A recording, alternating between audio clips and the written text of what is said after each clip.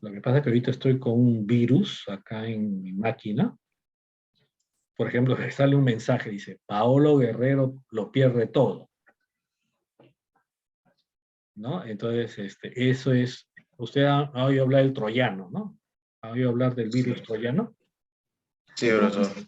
Claro, ¿no? Entonces, quieren que abra ese mensaje y ahí se mete el virus, ¿no? Si yo abro ese mensaje, se mete el virus.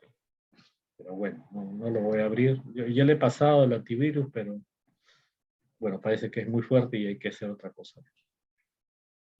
Muy bien, entonces estamos aquí viendo este tema y justamente, ¿no? Así como en nuestros sistemas biológicos hay toda una complejidad para su funcionamiento y funciona como un sistema, ¿no? También la familia, como la escuela, van a empezar a ser vistos como sistemas que tienen influencia sobre el sujeto, pero el sujeto también influye sobre esos sistemas, ¿no? Es, digamos, bidireccional, no es unidireccional la influencia, ¿no? Entonces, justamente ahí, ¿no? Eso es un elemento que nos quiere dar cómo nosotros, en la práctica, hemos participado del sistema familia, ¿no? Y también hemos participado del sistema escuela, ¿no? Y la escuela obviamente tiene una forma de organización distinta a la familia, ¿no?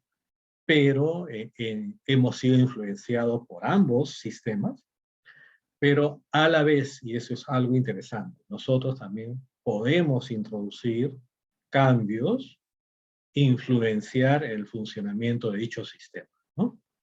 Entonces ahí, en esos sistemas hay creencias, hay valores, hay actitudes, hay destrezas, hay un contexto sociocultural presente, pero, digamos, hay que ver a las personas no como seres individuales, sino hay que verlos como seres que viven en un contexto. Es decir, yo no podría entender tus problemas de salud psicológica si no entiendo el contexto en el cual vives, con quiénes vives, cómo te relacionas. No podría entender, no podría entender solamente contándome tú lo que te pasa. No podría entender.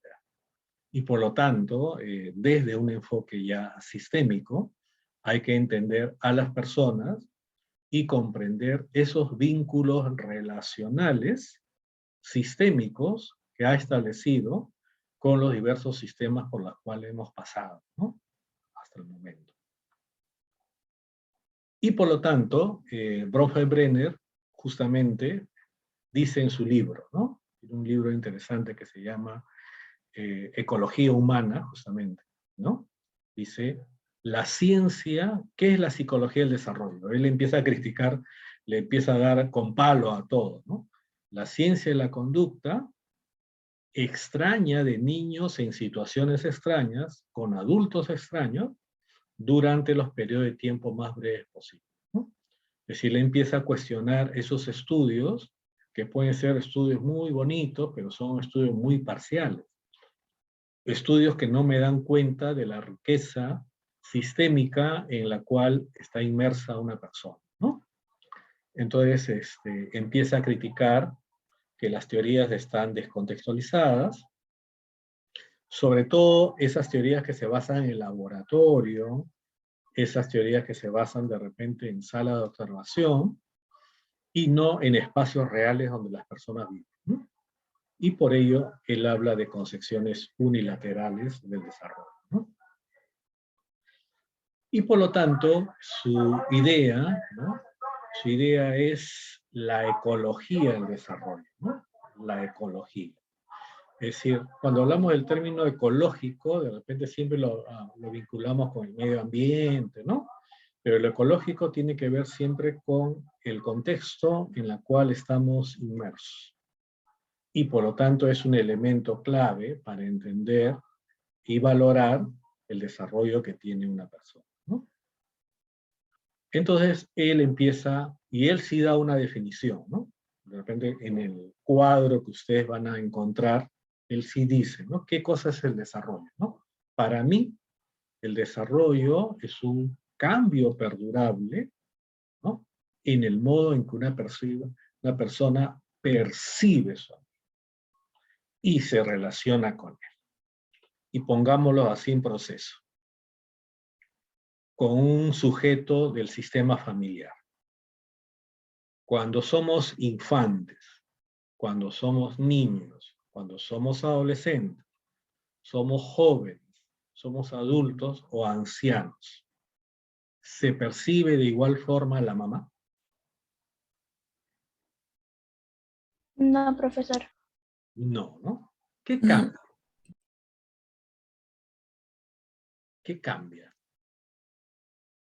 entre la percepción, por ejemplo, del infante que tiene de su mamá y la percepción del adolescente de su mamá?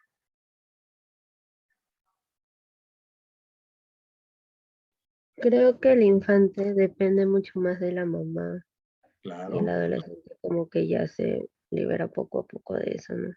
claro, ¿no? Entonces, justamente ahí, ese es un elemento, ¿no? Cómo nuestra percepción del ambiente, inclusive de la familia, es un elemento, ¿no? Es un elemento que va a estar cambiando, ¿no? Entonces, justamente eso es un aspecto importante. Por lo tanto, el ser humano en la práctica está presente en varios sistemas, en varias ecologías, en varios ambientes, ¿no? Está presente de forma directa o indirecta, ¿no? Ahí ven este cuadro. Sí, profesor. Ya, entonces, él empieza a plantear y proponer que el ser humano, todos nosotros, estamos inmersos en un sistema determinado, ¿no? En un sistema. Y cuando participamos de forma directa, a eso le llama microsistema, ¿no? Microsistema.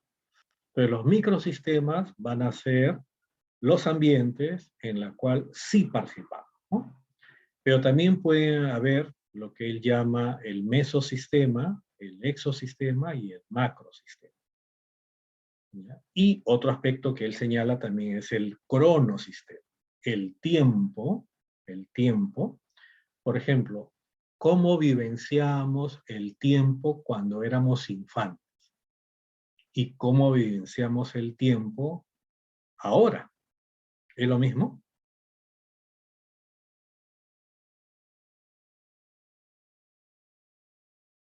no es lo mismo, profesor.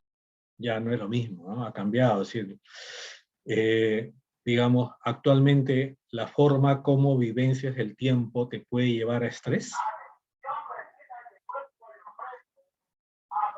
Sí, profesor. Y también. Yo Sí, siento que el tiempo ahora pasa mucho más rápido. pasa más rápido, ¿cierto? Entonces, y bueno, sobre todo la vivencia del tiempo, ahora, comparen, ¿no? La vivencia del tiempo en una ciudad, en una mega ciudad como es Lima, y la vivencia del tiempo cuando tú te vas a un pueblito, por ejemplo, yo a veces me voy, no sé, ¿conocen Canta ustedes? ¿Canta? Sí, profesor. Ya, más arriba de Canta hay un pueblito que se llama Huamantanga. No sé, ¿ha oído hablar de Huamantanga? Sí. Ya, Huamantanga tendrá pues, el pueblito tendrá pues lo mucho 1000 habitantes, pues, supongo, ¿no? Creo que es mucho, me parece, ¿no? Entonces, cuando tú llegas ahí, primero, el internet no funciona. Y si quieres internet, tienes que irte a una zona del pueblo donde hay cacta ahí, hay el internet, ¿no? O si estás ahí, no funciona el internet.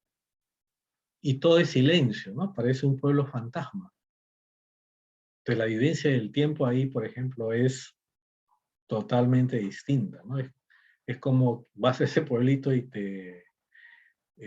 como si te desintoxicas, ¿no? Del tiempo que vives, digamos, muy apremiante acá en una mega ciudad como es Lima, ¿no? Entonces, ese aspecto también lo introduce, ¿no? Entonces, como decíamos, para él, la ecología del desarrollo humano comprende el estudio científico de cómo hay una acomodación mutua entre un ser humano activo, en desarrollo, y las propiedades cambiantes de los entornos en la cual va a estar inmerso, ¿no? Es decir, nosotros no somos seres pasivos, ¿no? Se da un desarrollo dentro de un contexto. Los sistemas o los entornos en los cuales vamos siendo parte, también está en constante cambio, ¿no? Entonces, es un elemento. Y luego, ahí viene, ¿no? ¿Qué cosa es un microsistema? Un microsistema. Digamos, él plantea que en un microsistema nosotros ya desarrollamos, primero, patrón de actividades, ¿no? Tenemos un conjunto de tareas, acciones que hacemos en un microsistema. El Cumplimos rol, un cómo influye. conjunto de roles, ¿no? Un conjunto de roles. Por ejemplo, en una familia solamente tenemos el rol de hijo. ¿Tuvo solamente el rol de hijo? No, profesor. También el rol de hermano, por ejemplo, ¿no? Y así, ¿no? Diversos roles, ¿no? Y esos roles van cambiando. Por ejemplo, ¿no? El rol que tú tenías cuando tenías 5 años y el rol que tienes ahora, si tienes 17, 18, 19 años, ¿no? Ha ido cambiando. Pero en todo microsistema, en la cual sí estamos participando, estamos ahí, hacemos actividades, cumplimos roles, establecemos relaciones interpersonales, ¿no? Y obviamente estamos en un entorno específico, ¿no? En un entorno específico. Puede ser, reitero, el microsistema, llámese, digamos, familiar, ¿no? Microsistema familiar. Puede ser el microsistema de la escuela o de las instituciones educativas en general, donde participamos, o puede ser también el microsistema de la comunidad en la cual vivimos, ¿no? También puede ser ese elemento, ¿no? Entonces, reitero, el microsistema es donde sí estamos presentes. Luego viene el mesosistema, en la cual ya vamos a encontrar la interrelación entre dos o más entornos, dos o más microsistemas, en la cual la persona desarrolla o participa activamente, ¿no? Por ejemplo, ¿no? Para un niño, las relaciones entre el hogar, la escuela, el grupo de pares, el barrio, ¿no? Es decir, en la práctica, cuando ustedes han estado en el colegio, ¿entra o no entra en vinculación los dos sistemas en los cuales ustedes participan? Escuela y familia. ¿Entran o no entran en relación?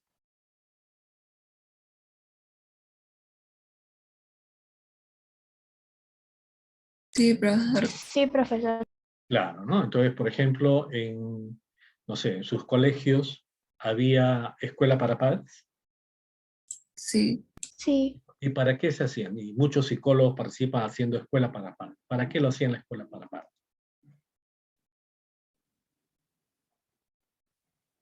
¿Cuál era el objetivo, cree usted, de la escuela para padres? Para tener más información sobre cómo podemos educar a los adolescentes, todo lo que les está pasando Claro, ¿no? Pero en yo... en el Claro, colegio. claro, Relacionar a los padres con las actividades del claro, colegio. ajá. Claro, ¿no? Yo he participado haciendo escuela para padres, ¿no? Para infantes, para niños, para adolescentes, ¿no? Y obviamente lo que uno quiere o busca es desarrollar de repente habilidades, competencias para que los padres puedan acompañar los procesos de aprendizaje de sus hijos, puedan mantener de repente relaciones familiares más estables, más armónicas, de más diálogo, de escuchar de repente a los niños, niñas o adolescentes, ¿no? Lo que sienten, lo que piensan, ¿no? Y justamente, ¿no? El mesosistema, ojo, involucra microsistemas en la cual uno participa, o uno de los miembros familiares participa, y entran en vínculo. Ahora, Otro vínculo. ¿Puede o no puede entrar en relación el microsistema familia y el microsistema trabajo de los padres? ¿Puede o no puede entrar en relación?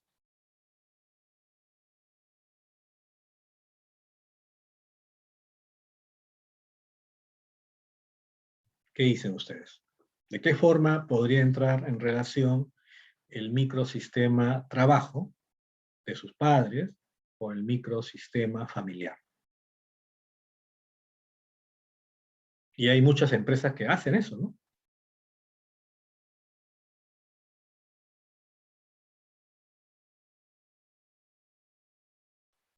No entendí muy bien la pregunta. ¿Cómo influye el trabajo de los padres aportando a las familias de sus trabajadores prácticamente así?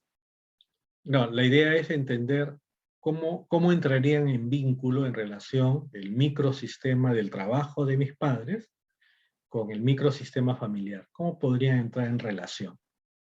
Cuando el trabajo es desde casa, profesor.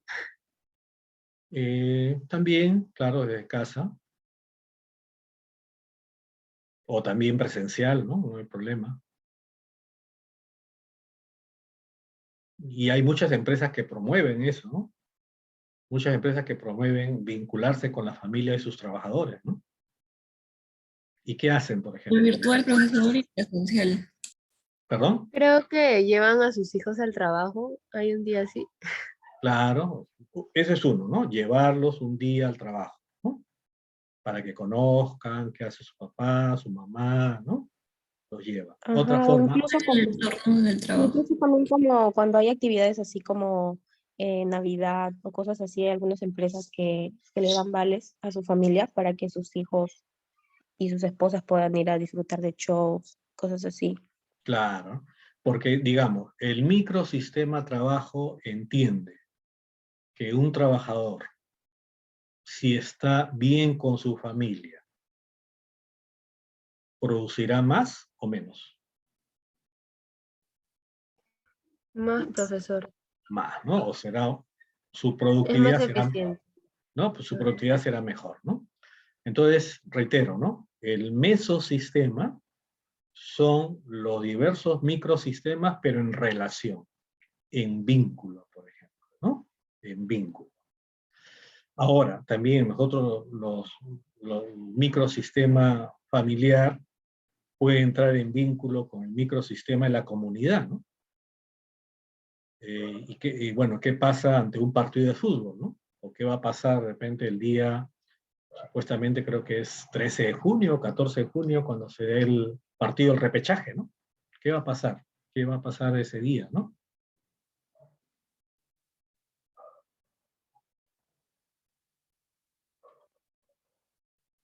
¿Entra o no entra en vinculación el microsistema de la familia con el microsistema de la comunidad? Profesor. También, profesor. Claro, ¿no? Y bueno, todos nos ponemos de repente nuestro polo blanco y rojo, todos estamos preparándonos para ver de repente el partido, ahora creo que, bueno, allá si va a ser en, creo que va a ser en Qatar, en Doha, no sé, bueno, supongo que va a ser muy temprano, supongo el partido, ¿no? Va a ser muy temprano porque son una diferencia horaria bastante significativa, ¿no? Pero bueno, hasta creo que va a ser en la madrugada, no sé. Bueno, entonces el mesosistema, ¿no? Luego tenemos el exosistema, ¿no? Es decir, estamos hablando de entornos, ¿no? Entornos, contextos, y en la cual se dice, se refiere a uno más entornos que no incluyen a la persona como participante activo. Es decir, estos exosistemas existen, pero no incluyen a la persona. Es decir, claro, mi papá me puede llevar a su trabajo un día para conocer cómo trabaja. Mi papá me puede llevar de repente a la fiesta que hacen de fin de año, ¿no? El show, y que dan regalos, ¿no?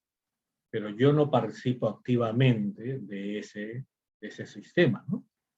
Entonces ya aquí estamos viendo cómo existen sistemas externos a mí y que pueden afectar también el entorno, digamos, de un microsistema, ¿no? Por ejemplo, ¿no? El ascenso, ¿no? El papá pasó a, digamos, a jefe de sección, a jefe de departamento. Ganaba 2.200, ahora gana 2.700. Ahora, yo no participo como hijo o como hija, no participo de ello. Pero ese hecho, ¿va a influir o no en el microsistema familiar?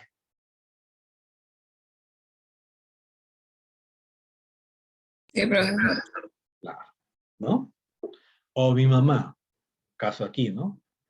Me decía una señora, vive en Comas y ella trabajaba acá ¿conocen el metro que está acá en Universitaria con Belaunde, ¿no? Universitaria con Belaunde. Entonces ella trabajaba dentro ahí la venta de medicamentos, farmacia, ¿no? Ella trabajaba ahí, ¿no? Y su casa quedaba a la vuelta, ¿no? Pero ahora por cuestiones de trabajo la han mandado a un metro que está en San Juan de Miraflores, ¿no? Ahora yo les pregunto, el hecho que ella antes para ir a su trabajo simplemente daba la vuelta a la esquina, ¿no? La vuelta a la manzana, por así decirlo, y ahora tiene que irse hasta Villa María, hasta San Juan de Miraflores, ¿no? ¿Eso cambia o no cambia también? ¿Influye o no influye en el microsistema familiar? Sí, profesor. Claro, ¿no? Entonces ese es el exosistema, es decir, cómo pueden existir sistemas externos a uno en la cual yo no participo, pero que pueden tener un efecto positivo o negativo, ¿no? En el desarrollo también de una persona, ¿no? Claro, el hecho que una mamá se vaya ahora hasta San Juan de Miraflores puede afectar también el cuidado o, digamos, de repente la atención que la madre tenía hacia sus hijos. O de repente inclusive hasta el vínculo con su pareja, por ejemplo, ¿no? Entonces, hay varias cosas ahí, ¿no? Muy bien, entonces ese es el exosistema, ¿no? Y el macrosistema, ¿no? El macrosistema ya se refiere a las correspondencias en forma y contenido de los sistemas de menor orden, digamos el micro, el meso y el exo, que existen o podrían existir al nivel de la subcultura, de la cultura en su totalidad. Entonces aquí ya tocamos con el sistema de creencias, los sistemas ideológicos que están alrededor nuestro, ¿no? Alrededor nuestro hay un sistema de creencias religiosa, ¿no? Que por ejemplo ahora, la semana pasada se activó por la Semana Santa. Hay también un sistema ideológico político que se activa ahora en esta zona, en este momento de conflicto, en este momento de inestabilidad política que vivimos. Los partidos de cierta signo político, puede ser de izquierda, de derecha, de extrema izquierda, bueno, son sistemas que están presentes y actúan sobre la sociedad, ¿no? Actúan sobre la sociedad. Bueno, hoy día ¿qué ha empezado? ¿Qué ha empezado hoy día en el Perú? A ver, si están atentos al contexto en el cual viven, al sistema donde viven, ¿qué ha empezado el día de hoy?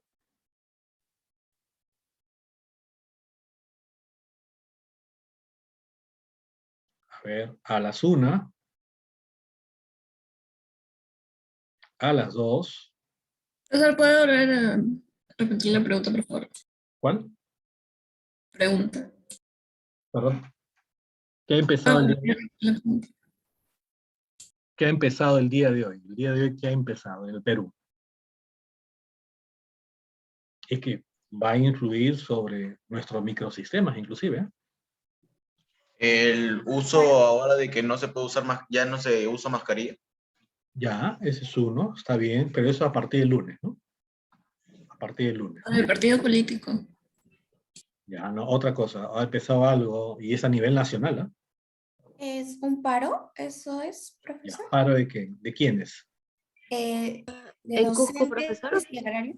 No, el Cusco ya ellos están arreglando, ahorita están en Eh, conversación. Pero en diversas partes del Perú ha empezado Paro de docentes y paro agrario. Hay dos. Disculpe. ya, paro agrario, un paro Ujú. agrario. Entonces, existe ese macrosistema que es la producción agraria en el Perú y que permite que tú tengas los alimentos que llegan a tu mesa. Tu papa, tu zapallo, tus frutas, y en fin, ¿no? Todos los alimentos que te permiten. Ahora, si ese paro agrario continúa, ¿no? Y va a haber bloqueo, obviamente, no va a llegar, pues, los productos agrarios a los mercados de abastos, grandes, medianos o pequeños que existen en Lima. Y por lo tanto te vas a quedar sin alimentos o van a incrementar su precio. Entonces, el macrosistema tiene que ver ya con ese orden de cosas, ¿no? Sistemas de creencias religiosas, sistemas de ideologías políticas, sistemas productivos ya de mayor envergadura, ¿no? Y que pueden influir y que pueden afectar el desarrollo de lo que son los microsistemas, ¿no? Y en tal sentido, el desarrollo humano es un proceso en la cual toda persona va a adquirir una concepción del ambiente más amplio. Por ejemplo, cuando tenías 5 años, ¿sabías que había un sistema agrario de producción? No, profesora. No, ¿no? Solamente sabías que había tu familia, tu papá, tu mamá, tus familiares o parientes más Todos los cercanos. familiares. Pero conforme vamos desarrollándonos, se amplía la concepción de nuestro ambiente, ¿no? Y se motiva y se vuelve capaz de realizar actividades que revelen las propiedades del ambiente, lo apoyen y lo reestructuren. Ese es algo importante. Nosotros tenemos capacidad de reestructurar nuestros ambientes en los cuales participamos activamente. Podemos reestructurar vínculos a nivel familiar, relaciones a nivel. Podemos reestructurar roles. Pregunta, con la pandemia, muchos hombres, muchos varones han tenido o no que aprender a cocinar. Sí, profesor. Han tenido o no que hacer ya las actividades de limpieza en la casa. Sí, profesor. Fíjate, mira, algo del macrosistema de salud, cómo llega hasta el microsistema familiar, ¿no? Entonces, justamente la teoría de Bronfeld-Brenner trata de ver de que si bien participamos de forma directa en microsistemas, ¿no? Participamos en microsistemas, pero estos no pierden vínculo con los otros sistemas que existen, en la cual directamente no participamos, pero que tienen incidencia, o nosotros podemos tener incidencia. Ahora, recuerde, por ejemplo, ¿no? Bueno, Martín Vizcarra fue sacado, lo vacaron a Martín Vizcarra. ¿Quién entró? ¿Quién entró por Martín Vizcarra? Merino. ¿Recuerdan o no recuerdan?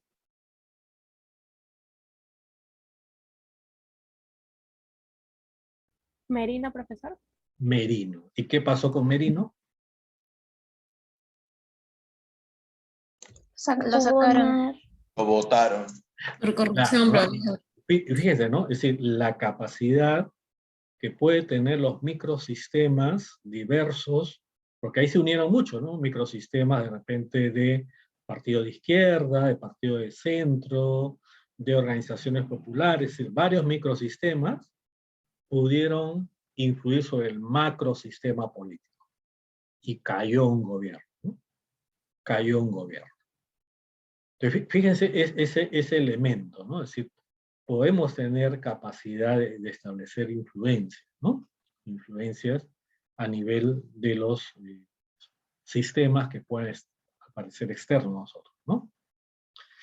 Y también él habla de un concepto que se habla de transición ecológica, y se refiere cuando la posición de una persona en el ambiente ecológico se modifica. Se modifica. Aquí en el ambiente, o acá, perdón, en la sala, ¿hay alguien que es papá o mamá?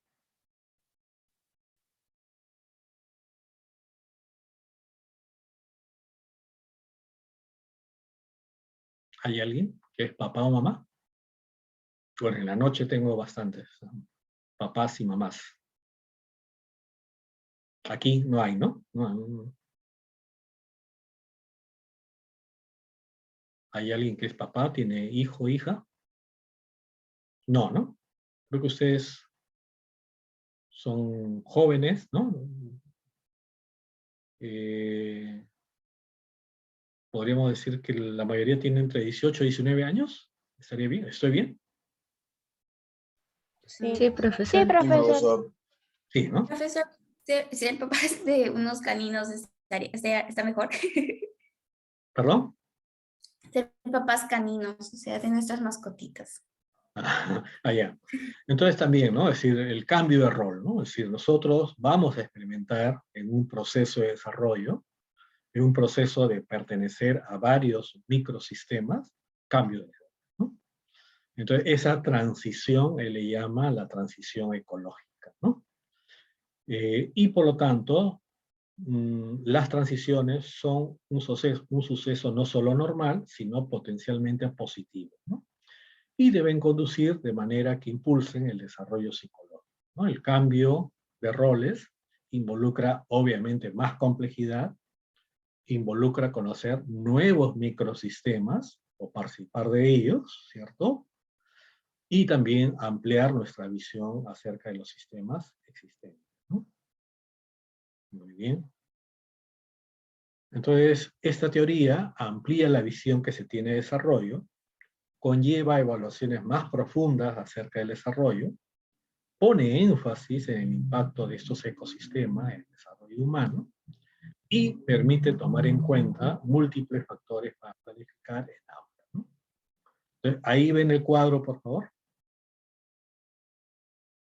Sí, se ve. Sí, profesor, sí se ve. Sí sabe, profesor. Entonces, ahora con la pregunta inicial de uno de sus compañeros, ¿no? Profesor, ¿y cómo sería un ejemplo de psicología sistémica? Preguntaba uno de sus compañeros, ¿no? ¿Cómo sería, no? Ahí lo pueden ver, ¿no? Es decir, la psicología sistémica está viendo que una persona, primero, pertenece o no pertenece a un sistema específico. Participa o no participa en un sistema específico. Sí, profesor. Ahora, Participa, pero no es todo su sistema, sino que hay más sistemas en donde tiene que estar. claro, ¿no? Entonces, a esos sistemas en la cual participa, tiene roles, esos son sus microsistemas. Entonces, nosotros podemos tener varios microsistemas, no solamente el microsistema familiar. Tenemos el microsistema de nuestros amigos, tenemos el microsistema, esta sala, ahora ese es un microsistema. De repente algunos tienen su microsistema de pertenecer a alguna comunidad religiosa, por ejemplo, ¿no? Puede darse eso, ¿no? O de repente algunos tienen un microsistema que, bueno, pertenecen a algún club que hace algún deporte determinado, no sé, fútbol, o de repente hacen skate, por ejemplo, ¿no? Es un microsistema. Entonces, nosotros participamos, pero, digamos, estos diversos microsistemas, cuando entran en relación, se llama mesosistema, ¿correcto? Cuando entra en relación, se llama mesosistema.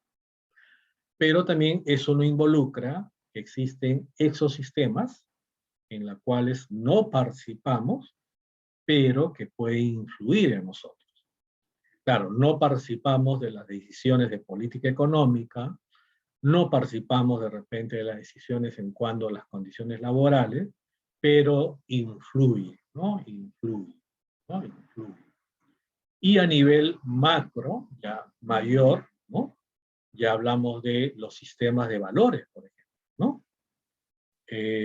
Por ejemplo, acá en el Perú, para hablar solamente del Perú, alguien que promueva una ley que permita que las mujeres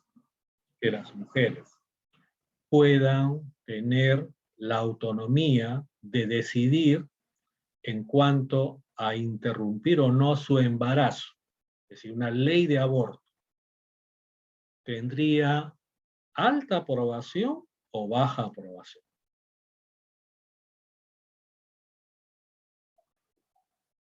¿Qué dicen ustedes? Yo creo que depende de todo, de las creencias, de las costumbres, de los valores, porque, bueno, si hablamos por el lado religioso se enfoca de que uno tiene que respetar la vida, ¿no? A pesar de todo. Entonces, ese grupo que se basa en lo religioso estaría en contra, porque atenta a la vida del ser humano, porque ellos creen que ya desde que se fecunda ya el ser humano tiene vida. En cambio, hay otro determinado grupo que sí puede estar a favor, pero como les digo, influye bastante las creencias, las costumbres y lo religioso. Claro, pero dentro de lo que es el Perú, que alguien promueva una ley, un proyecto de ley, ¿no? Un proyecto de ley en la cual las mujeres van a tener esa capacidad ya de decidir si interrumpir o no el embarazo, ¿no? El embarazo. Entonces, para mi punto de vista, en el sistema de valores en el cual nos movemos, tendría muchos anticuerpos, tendría mucha oposición, para mi parecer. Porque, como ha dicho una de sus compañeras, hay mucho el peso de los valores religiosos, ¿no? De los valores religiosos. Ahora, ya en otros países ya está aprobado eso, ¿no? En otros países ya se permite, digamos, el aborto, ¿no? Aunque sea algunos países han avanzado, ya el aborto en caso de violación, por ejemplo, ¿no? En el caso del Perú ni siquiera en eso se ha avanzado, ¿no? En el caso de violación. Entonces, fíjense, ¿no? Es decir, en el macrosistema hay sistema de valores que hay que considerar, hay creencias, hay leyes que están inmersas y que, digamos, pueden influir, costumbres, ¿no? El sistema de costumbres, los sistemas de ideas, los sistemas ideológicos, ¿no? Que están presentes. Entonces, fíjense, entonces, esto es lo que de repente ya tenemos como planteamiento, ¿no?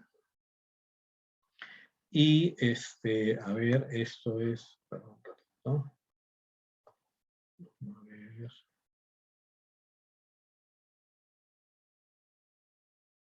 Claro, esto un poquito ya de repente atendiendo a un modelo comprensivo del aprendizaje lingüístico inicial, ¿no? Obviamente, el aprendizaje de la lengua, ¿dónde empieza? ¿En qué microsistema?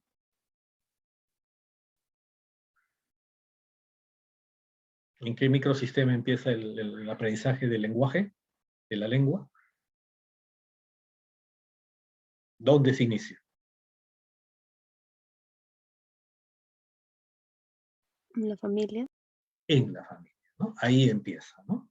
Ahora, habría que ver, en la familia, ¿tus papás leen?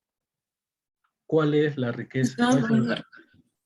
La riqueza léxica de tus padres? ¿Son aficionados a la lectura? Digamos, estimularon esa parte, es decir, en el microsistema familiar estamos hablando, ¿no? Ahora, vas al microsistema escolar. ¿Tuviste una profesora o un profesor que de repente tenía adecuadas estrategias, formas, modos para poder incentivar eso? Entonces, si uno va viendo, con algo tan específico como es el aprendizaje lingüístico inicial, obviamente lo podemos también entender de qué manera los microsistemas, ¿no? Los diversos sistemas pueden influir, ¿no? Ahora, ¿ustedes saben lo que son las pruebas PISA? No, No, profesor. Ya, entonces investiguen sobre eso, por favor. Investiguen, pruebas PISA. Sí, profesor, en el colegio donde yo estaba nos daban esa prueba. Claro, las pruebas PISA son pruebas ya, digamos que involucra evaluaciones internacionales acerca de matemáticas, acerca de comprensión lectora y acerca de ciencias naturales, ¿no? Y son pruebas promovidas por una organización mundial, que es la organización de la OCDE, ¿no? La OECD, y esta organización reúne a un conjunto de países, los países más desarrollados, digamos, del hemisferio. Ah, sí la conocía, profesor. Solamente no con ese nombre. Ajá. En mi colegio le decían de otra manera. Le decían el librito del saber, algo así. Decían, cada año hacían esto parecido.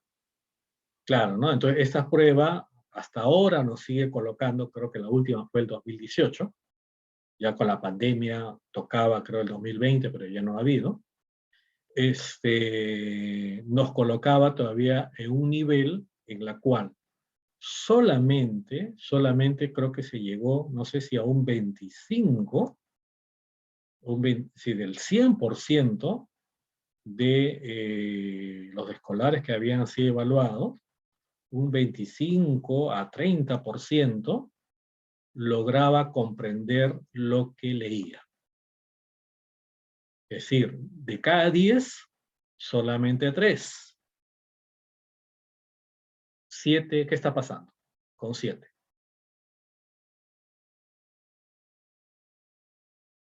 ¿Qué estaría pasando con 7? Si solamente de cada 3 comprenden lo que leen. El otro 7% no lee. Claro, el otro 7, que Tiene una buena comprensión lectora.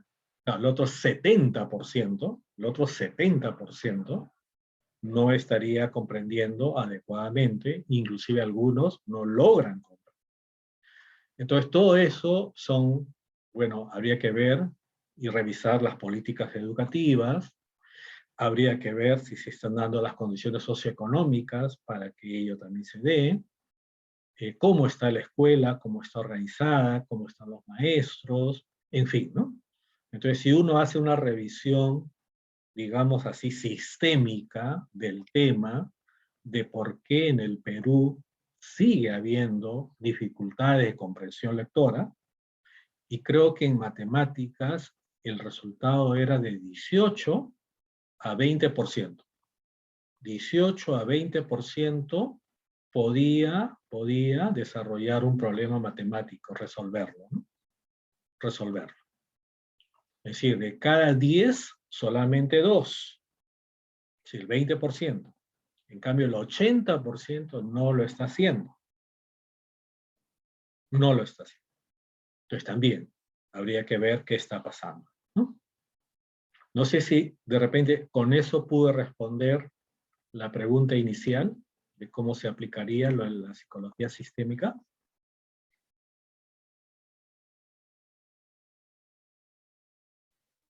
Sí, profesor. Sí lo explicó muy concreto. Y a veces lo que entiendo es que ha de ser también por la manera de la educación que hay. Por ejemplo, al costado de mi colegio donde yo estaba, mi colegio era particular, y al costado había uno estatal, se llamaba Virgen de Fátima. Por ¿Ya? ejemplo, ahí estudiaban hasta sexto, ahí tienen hasta sexto de primaria nomás. Pero el caso es de que a mí empezaron a enseñarme álgebra y geometría en tercero de primaria. Y mientras que a ellos ya en sexto de primaria, recién ya entrando a la secundaria, recién estaban enseñando álgebra, a cómo despejar la X y eso.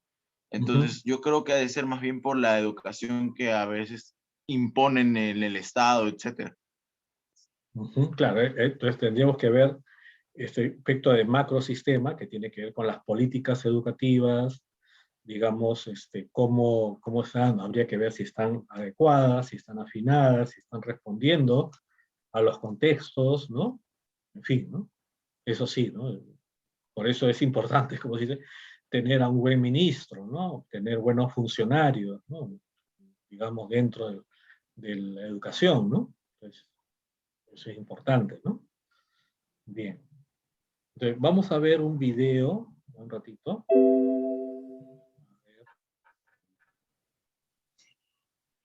Que un poco ejemplifica esta...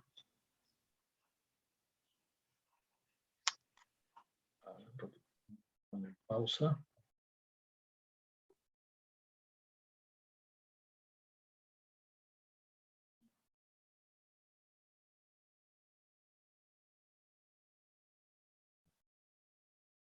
Ya, ahí se ve, por favor.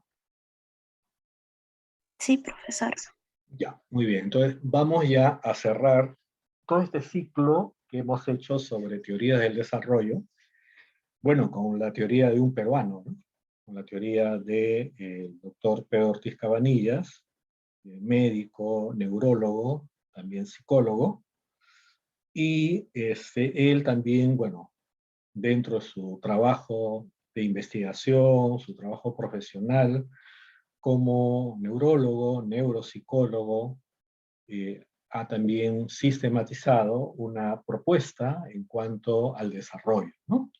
Claro, los temas que él puede abordar son más amplios, pero vamos a remitirnos solamente a los aspectos del desarrollo, ¿no? Bueno, lamentablemente, bueno, el doctor murió el año 2011, hace casi 11 años. Fue nombrado profesor honorario de la universidad el año 2010, ¿no? 2010. Y bueno, vamos a ver este video, a ver si ojalá que esté.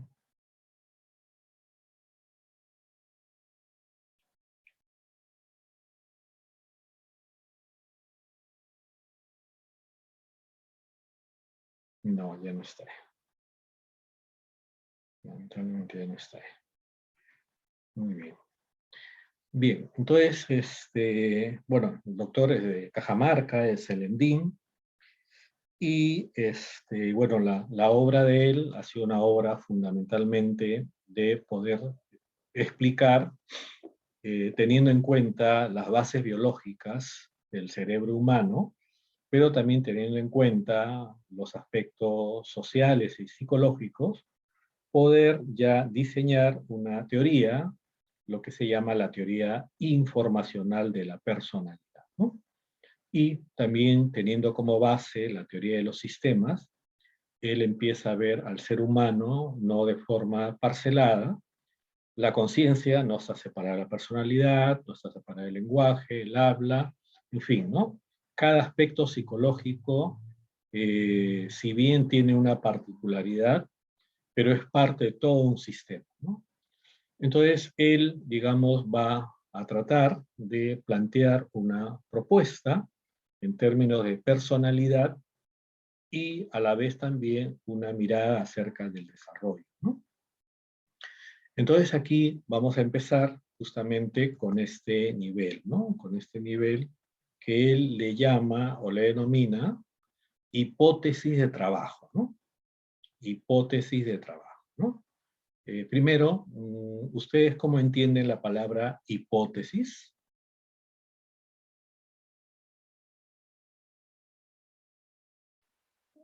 Como el resultado, la conclusión, algo así. Ya, el resultado, muy bien. ¿Qué más? De la investigación, resultado de la hipótesis. Ya, muy bien, el resultado de la investigación. ¿Qué más? Un planteamiento en conclusión o concluido. Ya, un planteamiento concluido. Ya, muy bien. ¿Qué más? ¿Algo más? Una suposición. Ya, una suposición.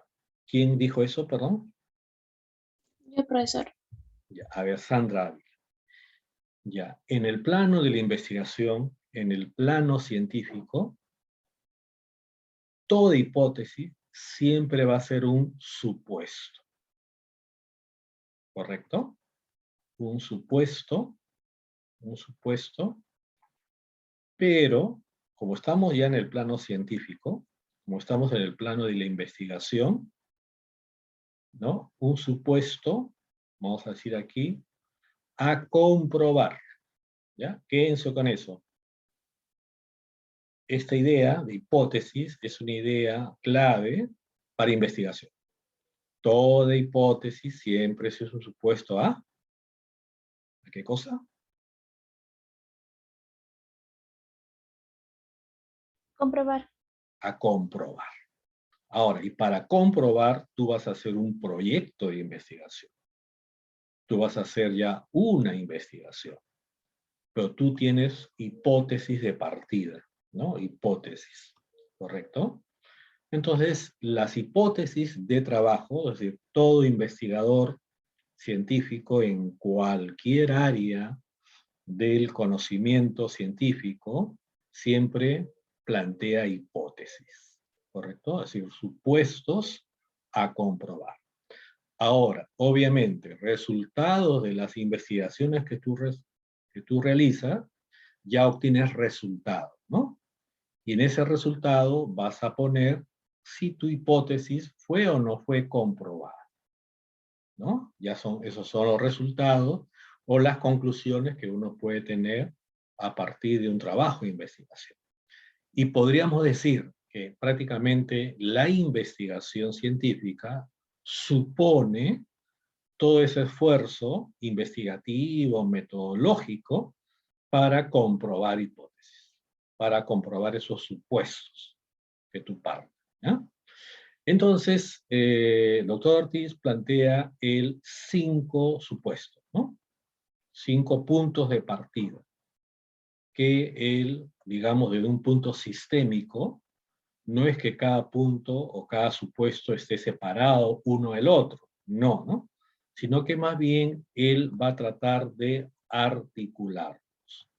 Él va a tratar de, digamos, ver sus nexos, sus vínculos en cada una de estas hipótesis, ¿no? Ahora, entonces él plantea, por ejemplo, una primera hipótesis, el universo, ¿no? El universo. Y su punto de partida es que el universo es materia ordenada.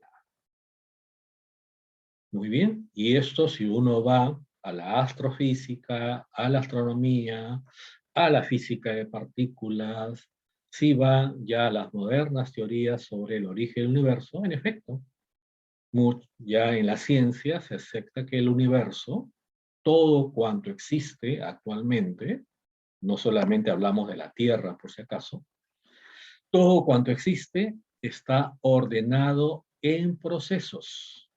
Todo es un sistema, ¿no? Un sistema material, ¿no? Un sistema material de procesos, por un lado, entrópicos.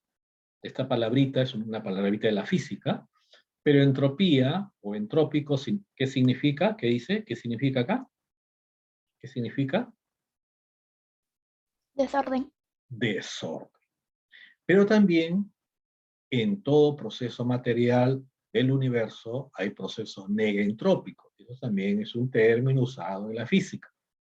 Pero negaentrópico, ¿qué significa? Orden. Orden. Entonces, hay dos procesos permanentes en lo que involucra los sistemas materiales del universo. Orden y desorden. Orden y desorden. Orden y desorden. ¿Correcto? Entonces, y estos son procesos ya del universo que se vienen dando, por ejemplo, ¿no? Entonces, esos son elementos que son importantes entender porque, claro, ustedes han visto esa película, también creo que está en Netflix, me parece, ¿No mires arriba? Sí, profesor. Claro. Entonces, en No mires arriba, ¿qué cosa va a pasar, no? Un gran asteroide se aproxima a la Tierra, ¿no? Ahora, la Tierra que está en un orden, ¿no? Un orden, digamos, vivo, como sistema vivo, ¿qué pasará si viene un asteroide tamaño del Estadio Nacional. ¿Qué pasará con la Tierra? ¿Entrará en orden o en desorden? En desorden, profesor. En desorden, ¿no? Entonces se desorganiza el sistema vivo, se desorganizan las especies vegetales, las especies animales, se desorganiza el ser humano, se desorganiza la civilización humana, ¿no? Entonces el universo siempre está en estos dos procesos, orden y desorden. Claro, el impacto de un asteroide tamaño del Estadio Nacional de la Tierra puede ocasionar, digamos, como el impacto, imagínate 1000 bombas atómicas, ¿no? 1000 bombas atómicas caen a la vez en un sitio y generan, supuestamente, van a generar, pues, terremotos, van a generar, de repente, tsunamis, en fin, ¿no? Entonces, entramos en desorden. Ahora, eso para que, digamos, nuevamente, ahora yo les digo, ¿la Tierra ya ha pasado por esto? ¿Por la caída de un asteroide? ¿Ha pasado o no ha pasado por eso?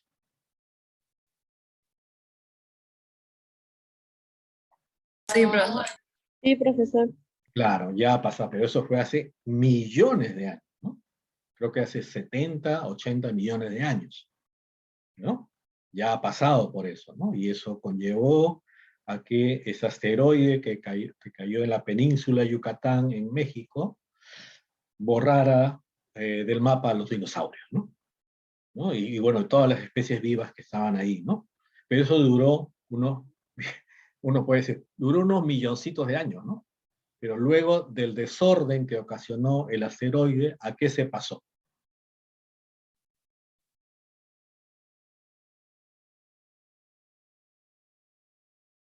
¿A un orden, profesor? A un nuevo orden, ¿no? A una nueva organización, ¿no? Ya aparecen otros sistemas vivos, desaparecen unos, ya no quedan otros, así, ¿no? Pero ya, es decir, orden y desorden son dos elementos presentes a nivel del universo. Pregunta, ¿estar enfermo es estar en desorden o en orden?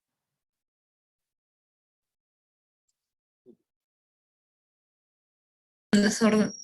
En desorden. Tus sistemas biológicos se desorganizan, ¿cierto? No funcionan bien, salvo, o de repente si tienes alguna lesión ya específica. Bueno, tengo una amiga que lamentablemente hace 2 meses ya le han diagnosticado cáncer al seno, y bueno, ya pasó por su segunda quimioterapia, ¿no? Entonces, ella está tratando del desorden que está ocasionando las células cancerígenas en su cuerpo, está tratando con la quimioterapia de establecer un nuevo orden, ¿no? Eliminar esas células cancerígenas y pasar allá a un nuevo orden de sus sistemas biológicos, ¿no? Entonces, orden y desorden no son dos procesos separados, están, como dice, en unidad, en unidad. Pero hay un momento donde predomina el orden y hay un momento donde puede predominar el desorden. La pandemia, ¿qué cosa fue? Un desorden. Un desorden a escala global, ¿no? A escala global, ¿no? Entonces, primera hipótesis. Entonces, el universo se ordena bajo estos dos procesos, orden y desorden. Los seres vivos son también un sistema material, fíjense la palabra, sistema material organizado sobre la base de una información. ¿Qué tipo de información? Hay seres que se organizan en base a la información genética, la información metabólica, la información neural, psíquica, inconsciente y social.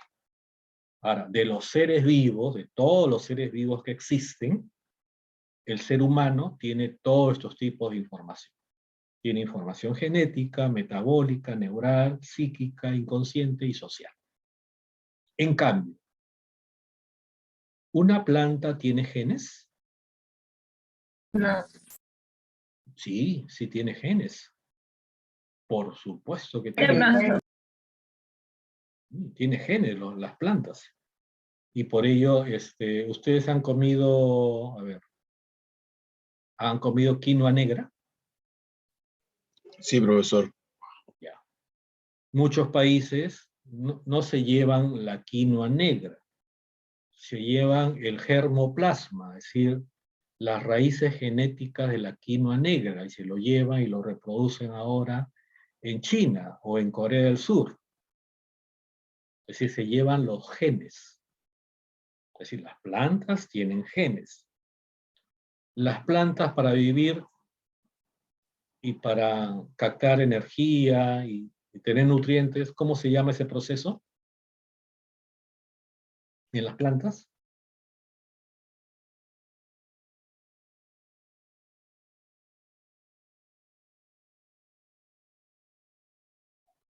¿Cómo se denomina? Para que las plantas vivan, hay un proceso. ¿Fotosíntesis? Fotosíntesis. fotosíntesis. La fotosíntesis es el metabolismo, ¿no? El metabolismo. Y en fin, así. Todos los seres son sistemas materiales organizados.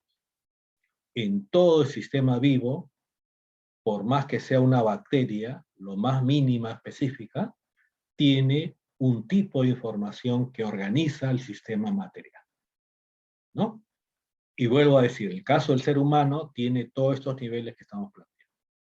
Otro, la sociedad es el único sistema vivo organizado, ¿bien?, en base a una clase extraindividual, es decir, que está fuera de mí, de información.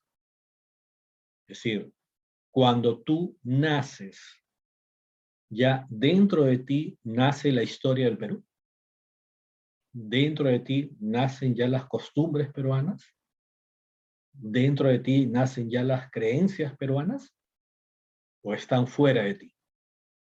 No, profesor, están fuera. Están fuera. Entonces, la sociedad, entonces lo que yo tengo que hacer mediante mi actividad es apropiarme de todo eso, ¿no? Los conocimientos, la ciencia, está fuera de mí, es extraindividual, ¿no? Los hombres son los únicos seres vivos que deben incorporar información que organiza la sociedad donde nace. ¿Para qué? Cuanto mayor cantidad y calidad de información yo incorpore activamente de la sociedad, ¿qué estaré formando? ¿Qué formo? La conciencia. Conciencia. La conciencia. Entonces, ¿tu conciencia qué cosa es? Toda la información social en cantidad y calidad que tú has incorporado activamente. Esa es tu conciencia. ¿Y esa conciencia dónde está codificada? A ver, según bases biológicas.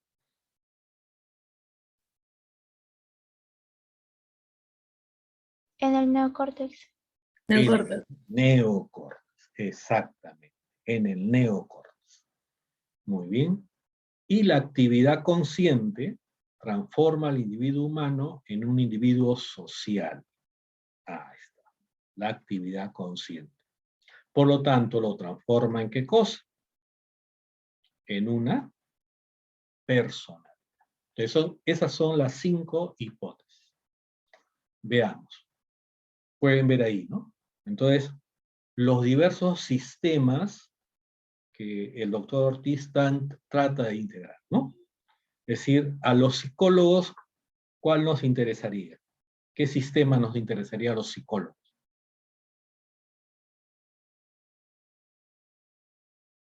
¿Cuál sería nuestra chamba? Sistema de la personalidad. Claro, todo el sistema de la personalidad es nuestra chamba, ¿no? Del sociólogo, del economista, del político, del antropólogo, ¿cuál es? De la sociedad, el sistema de la sociedad. del biólogo, el químico, del genético, en fin, del bioquímico, ¿cuál sería?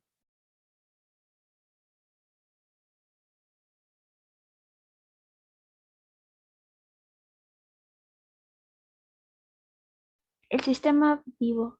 El sistema vivo, ¿no? El sistema vivo. Y ya si hablamos pues de la física, la astrofísica, digamos ya hablamos de la física de partículas, la física cuántica, ya hablamos del sistema físico del universo, ¿no? Ya hablamos de ello, ¿no? Entonces, entonces él trata de integrar todos estos sistemas, no están separados, ¿no?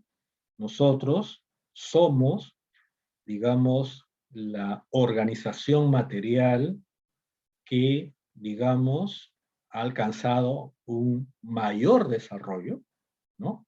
Salvo que existan, bueno, otros tipos de organizaciones que no conocemos en el universo, que de repente sean superiores o inferiores a nosotros, no sabemos, ¿no? Pero eso, mientras estamos ahorita, estamos en ese aspecto, ¿no? Entonces, él trata de integrar todo esto, ¿no? Todos estos sistemas diversos, hay que integrarlos para tener una comprensión sistémica de la... Y bueno, tenemos el sistema físico-químico del universo, luego el sistema vivo, que ya integra lo genético, lo metabólico, lo neural, lo psíquico inconsciente, ¿no? El sistema en la sociedad, con todo lo que involucra, digamos, la estructura social, las clases sociales, el sistema de conocimiento, educación, la historia, la tecnología, la producción, la investigación, en fin, ¿no? El sistema de la sociedad. Y tenemos el sistema de la personalidad, que diríamos, bueno, estamos hablando de un sistema, ¿no?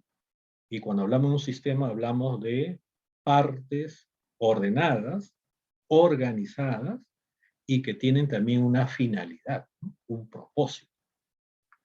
Muy bien. Y justamente el doctor, él plantea algunas leyes generales del desarrollo. Primero, por ejemplo, él dice que el desarrollo formativo es un proceso informacional de sucesivas transformaciones del individuo. Ahora, aquí hay algo interesante. ¿Desde cuándo? ¿Desde cuándo? Desde la concepción. Eso es algo nuevo. Ningún autor ha dicho eso. Todos toman desde el nacimiento para adelante. No, él dice no. Hay que tomar desde la concepción hasta la adultez. Y él dice, ¿no? Ya en términos nosotros como psicólogos, ¿cuándo hablamos que culmina el desarrollo formativo? ¿Cuándo culmina? ¿Cuándo podemos decir que ya en una persona, en un adulto, ya ha culminado su desarrollo formativo de personalidad? 1. Cuando su estructura de conciencia, miren, ¿no? Presenta capacidades afectivas, cognitivas y conativas que le permita trabajar y valerse por sí misma. Ojo, cuando tu conciencia o tu estructura de conciencia ya te permite trabajar y valerte por ti mismo. Y además, y eso es algo nuevo que también le agrega esta propuesta, que esas capacidades sean morales y se manifiesten en su conducta. Pregunta. ¿Hay personas que tienen una elevada capacidad intelectual? Sí, profesor. Sí, profesor. Ahora, ¿esa elevada capacidad intelectual lo puedo utilizar para el crimen? Sí. Sí. Sí, Bien. ¿no? Sí, Entonces, profesor. ese es un elemento que persigue el doctor, ¿no? Es decir, claro, puede tener alta capacidad intelectuales, pero lo usa, digamos, como un instrumento, digamos, para actividades ilegales, actividades de repente que conllevan a malestar del ser humano, Agraviado. ¿no? Entonces, eso hay que ver, ¿no? Hay que ver si nuestras capacidades son morales, es decir, Es decir, se conducen en base a buscar también el desarrollo individual y el desarrollo común con las personas, ¿no? Y aquí él va a plantear la doble determinación, es decir, para formar personalidad, es decir, para formarnos, nosotros que somos una personalidad, existe una doble determinación. Lo que él habla epigenético y sociocinético. Y antes, de repente, de leer ya el contenido, vamos a verlo por aquí. ¿Ahí lo pueden ver? Sí, profesor. Ya. A ver, ¿qué células nos formaron a nosotros?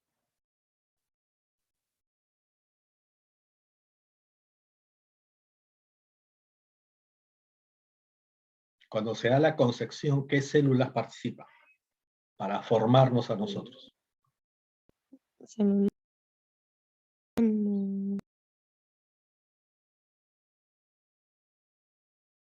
¿Cuál es?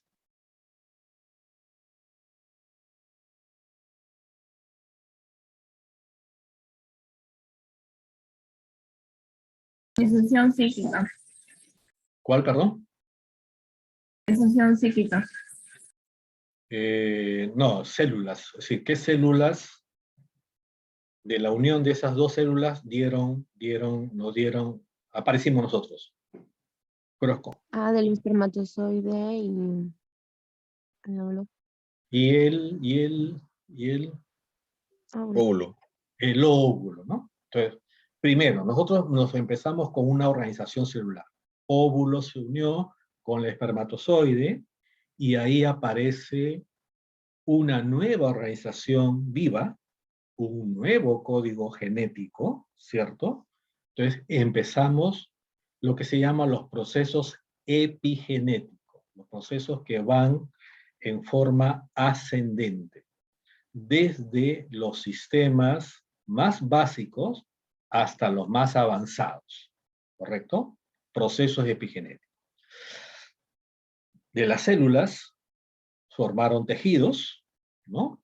De estos tejidos se formaron órganos, aparatos, y uno de ellos, el más importante, el sistema nervioso, pero también como resultado de ese proceso aparece la organización psíquica, ¿no? Y como resultado de eso aparece la organización social, ¿no? La organización social. Muy bien, entonces, procesos epigenéticos son procesos ascendentes, que van desde lo menos organizado hasta lo más organizado. En cambio, los procesos cinéticos o sociocinéticos van desde los procesos más organizados hacia los procesos menos organizados. Ahí está. Todo esto de aquí. Entonces, cómo lo social influye sobre lo psíquico, cómo lo psíquico influye sobre lo orgánico, cómo lo orgánico influye sobre lo tisular, y lo tisular o lo metabólico, cómo influye sobre lo celular. Entonces, cuando hablamos aquí de doble determinación, entonces nosotros somos resultado de esa doble determinación. Ascendente, desde el punto de vista biológico, desde lo más simple hasta lo más complejo, y sociocinético, descendente, desde lo social hasta los demás sistemas. Y por lo tanto, un elemento esencial en el desarrollo formativo, es la formación de la conciencia. Ya hemos dicho, ¿no? Para Ortiz, la formación de la conciencia involucra cómo tú activamente te apropias de la información de la sociedad, ¿no? De la sociedad. Lo cual, como bien dijo nuestra compañera, ya se codifica a nivel del neocórtex, ¿no? Y también va a plantear que la formación de la conciencia de un individuo es por áreas y en estrecha relación con lo social, ¿no? En cada etapa del desarrollo postnatal, infancia, niñez y adolescencia, se especifica un área de la conciencia que va a desarrollar, ¿no? Y también la actividad consciente determina la formación de las disposiciones, actitudes actitudes con C también, de la conciencia y la reestructuración cinética de la personalidad en sus respectivos componentes estructurales: temperamento, intelecto, carácter, ¿no? Muy bien. Entonces, eso lo vimos, entonces, retomando, ¿no? Doble proceso de determinación: procesos ascendentes, epigenéticos, que parten desde lo celular hasta los niveles más complejos, y los procesos cinéticos que parten de lo complejo hacia lo simple. Entonces ahí partimos de la información genética, información metabólica, neural, psíquica, hasta la social, ¿no? De todo esto nos vamos apropiando progresivamente. Y también, ¿no? Por ejemplo, ¿no? Yo les pregunto, ¿un terremoto puede afectar el hecho que no tengamos hambre? Sí. Sí, ¿cierto? Miren, fíjense, un elemento externo a nosotros, ¿no? Externo a nosotros, y la repercusión que esto tiene, puede conllevar a las personas a depresión, a no querer comer, y si algunas no quieren vivir, pero afecta a lo metabólico. O sea, fíjense cómo lo social pudiera afectar inclusive hasta mi funcionamiento, ¿no? Hasta mi funcionamiento. Entonces, reitero, siempre hay que ver el desarrollo de la personalidad desde la mirada de estos dos procesos que están relacionados. Entonces, antes que se me vaya, a ver, espero que no se hayan olvidado. En el universo que había dos procesos también. ¿Cuáles eran esos procesos? En el universo.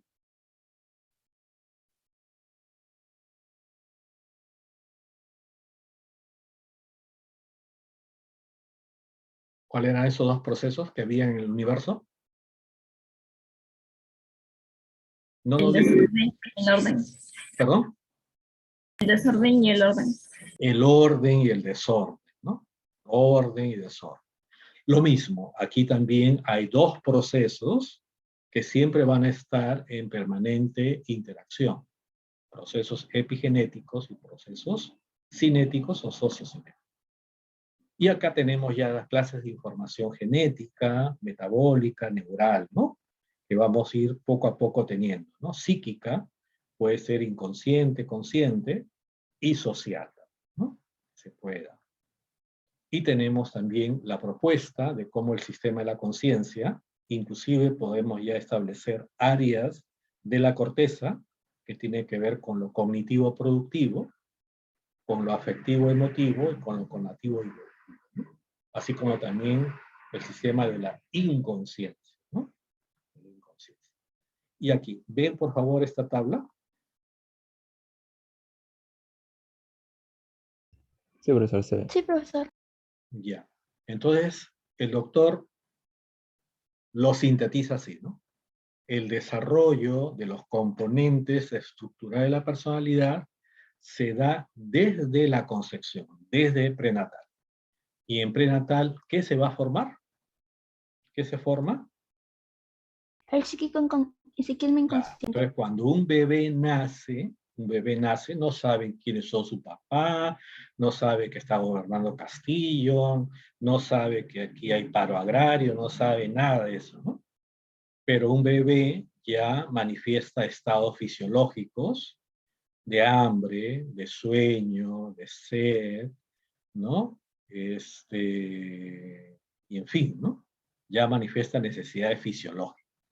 Tiene un psiquismo inconsciente, ¿correcto? Inclusive actualmente se habla mucho de educación prenatal.